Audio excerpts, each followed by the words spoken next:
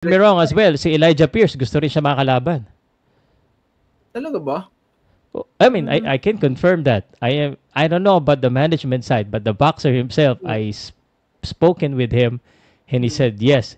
He actually felt, although wala siya kasing alam sa storya, he still feel that Casimero is a valuable opponent because of his ranking. Okay, well, that would be. I mean, it's not. I'm not gonna say that it's not an interesting fight. Yung Elijah Pierce may ano rin, may power. So, it's always going to be interesting putting up Casimero against one of those guys na, they can bang. Di ba yung huli, he came back na he was losing and then he came back with a knockout. Yung kay Antas Marinas. Di ba medyo pinahirapan din siya noon. But so we can all confident Casimero is going to beat that guy. If he is at least 70-80% of his self, I think he beats Elijah Pierce quite easy. So kung ako lang doon, I think he beats Elijah Pierce. If he's at least 80% of his self, kaya 5'8" to si Elijah, 5'8". Tangkad to.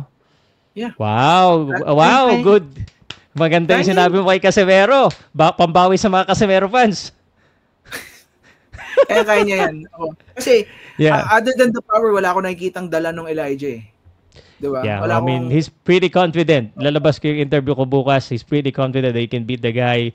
Parang feeling niya he's willing to go to Japan. What I'm not confident of is kung si Neri. Ayun, medyo tagilid tayo doon kung ayun ang itatapat nila. So, since Kameda. Pero kung Elijah Pierce, ako doon? Kasi meron ko doon hands down. Magdududa ka ba kung sakaling yung kapatid ni Kameda yung ipalaban kay Casimero? Tomoki? Oo, kapatid. 21-26 yata yun eh. 126 so, kakatalo lang? Oo, yung Tomoki. Well, look, Tomoki is past his prime. Nakita ko tong bata na to when he was at his best. Nagpupunta yung kilala ko yung magkakapatid na yan. Una ko nakilala yan kasi nagpupunta yan sa Pilipinas to spar and train here. Yung tatlo na yan. So, I've always felt and believed that dun sa tatlo na yun, siya yung pinakamagaling si Tomoki. But Tomoki is past his best. But during his heydays, magaling yan. But kung titingnan mo yung level ng nilalaro nila ngayon and given the weight class, kung itatapat mo yun kay Casimero, I would pick Tomoki. 34 lang naman din eh. 34, 36. Baka, maybe that's a fight that they're rooting, di ba? Again, papapogi kay Tomoki, sakali. Pwede. Pwede. Kasi, look, again, it depends. Ano bang intention? Ano bang agenda ng fighter? May manager pa ba sila dyan, Riel? Kasi honestly, kung ako manager niyan, tatanungin ko siya, ano bang intention nyo dito? Bakit nyo sinasign up? Di ba? Inactive na and he's 36. They parang yung ginawa ni Jerry kay Kenneth, di ba? Yung Kameda, naglatag ng path to world title. So ngayon, kung ako naman sa team ni Casimero, ewan ko kung ginawa nila or may manager siya, tinanong ba nila, ano bang plano niyo sa akin? Teka lang, parang hindi na ako ata ewan ko kung nag-retire na siya eh. Hindi na ata ako magbo-boxing. Ba't niyo ako kinukuha ngayon? 36 na ako, out of shape, tapos featherweight pa.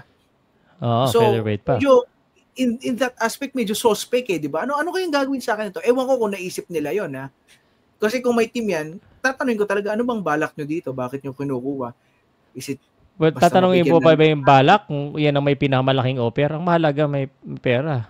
Oh, yun nga, hindi ko naman alam yung offer sana, but I've always known na he's going to get picked up. So, I wish him all the best. Tingnan natin kung ano yung mga laban. Yung Tomoki fight, actually, that's a good possibility. Yung Luis Neri fight, a good possibility. Elijah Pierce, probably not.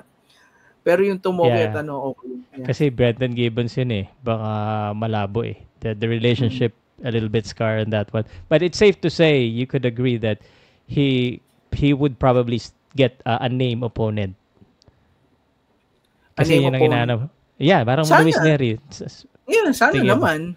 I mean, medyo sawa na tayo dun sa mga, di ba? Naasar na siya. Sino activity fight niya? Sino tune-up fight niya? Yeah. Kasi di ba sila malakas din nila mang asar, di ba, na hina ng kalaban mo, ganyan. Ba't ikaw sino bang kalaban mo?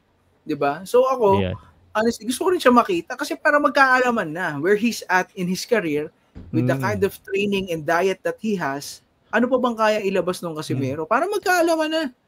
Di ba? Okay. Anyway, parang ngayon, based on the picture, parang middleweight siya, but 126 na lang. Hindi, totoo naman eh. Nakita ko sa picture parang middleweight. medyo nangasar nga ako ng konti, pero hindi